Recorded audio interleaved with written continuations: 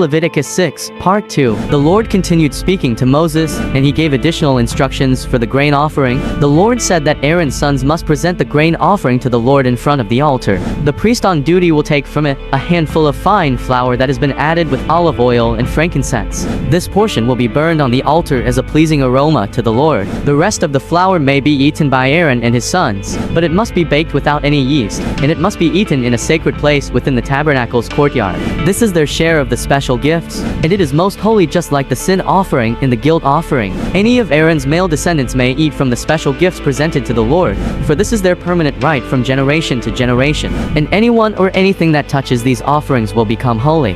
Then the Lord gave instructions to Moses regarding the anointing day of the priests. On this day, Aaron and his sons must present to him the standard grain offering of 2 quarts of fine flour. Half of it will be offered in the morning, and the other half in the evening. It must be mixed with olive oil and cooked on a griddle. It must then be sliced and be presented as a pleasing aroma to the Lord. Every succeeding high priests of every generation must perform this procedure. This offering belongs to the Lord and must be burned up completely, and this is a permanent law. Lastly, all such grain offerings of a priest must be burned up entirely, and none of it may be eaten. Then the Lord gave additional instructions this time for the sin offering. The Lord said that when they give an animal for their sin offering, it is a most holy offering, and it must be slaughtered in the Lord's presence at the place where the burnt offerings are slaughtered. The priest who offers the sacrifice as a sin offering must eat his portion in a sacred place within the tabernacle's courtyard, and anyone or anything that touches the sacrificial meat will become holy. If any sacrificial blood splatters on a person's clothing, the soiled garment must be washed in a sacred place. If a clay pot is used to boil the sacrificial meat, it must be broken after.